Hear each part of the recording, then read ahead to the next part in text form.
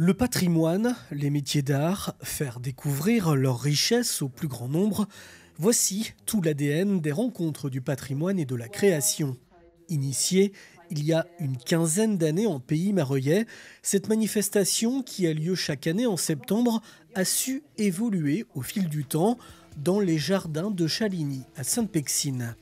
Mais pour l'édition 2024, ce rendez-vous organisé par la SPL Sud Vendée Littoral Tourisme à travers l'Office de tourisme de la Vendée du Sud va prendre un nouveau tournant en s'installant pour la première fois au Jardin du Maine à Luçon. On a travaillé avec Alain Durante pendant plus de 12 ans et puis on s'est mis autour de la table en disant pour un petit renouveau, pourquoi ne pas changer de lieu. Mon collègue Laurent Augier, qui était président de la SPL Tourisme, a sollicité monsieur le maire de Luçon qui tout de suite, très spontanément, a dit « Ah oui, on a quand même le cadre idéal pour faire cette belle manifestation ». Et puis voilà, c'est comme ça que quelque chose se met en place.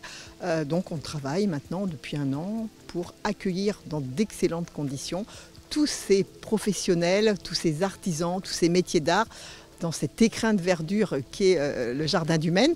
En partenariat avec la ville de Luçon et la communauté de communes, cet événement majeur se déroulera les week-ends des 21 et 22 septembre au Jardin du Maine, mais aussi à la salle des fêtes de Luçon, rue de l'Hôtel de Ville, qui accueillera des artisans dont l'activité est plus sensible aux conditions météorologiques. En Sud-Vendée littorale, on compte plus de 1500 établissements artisanaux. Sur l'ensemble des candidatures reçues pour s'inscrire à ces rencontres du patrimoine et de la création, une centaine d'artisans d'art ont été retenus par un comité de sélection. C'est un comité pluriel, je vais dire. La CMA participe, aux côtés bien évidemment de l'agence de tourisme locale. Mais voilà, l'objectif, c'est de mettre en avant des métiers qui ont un vrai savoir-faire, qui sont aussi économiquement viables, rentables. Et donc on participe, vous allez avoir 90 exposants. Sur les 90, bon an, mal an, on est quasiment à 80% de métiers d'art purs, au sens noble du terme. Donc on a vraiment là une dynamique sur ce comité de sélection qui permettra, je l'espère, de faire une très belle édition au mois de septembre prochain. Les exposants présenteront une gamme diversifiée d'artisanat traditionnel, de la dorure et de la ferronnerie à la broderie, en passant par la tapisserie et la céramique. Les visiteurs pourront aussi assister à des démonstrations en direct et découvrir les techniques artisanales qui font la richesse de notre patrimoine.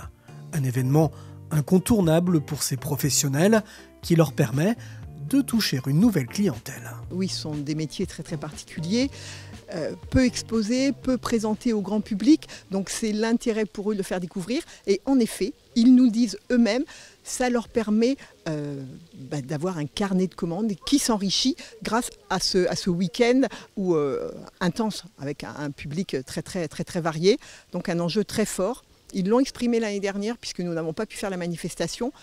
Ils nous ont dit que franchement, ça leur avait manqué pour leur activité sur l'année 2023.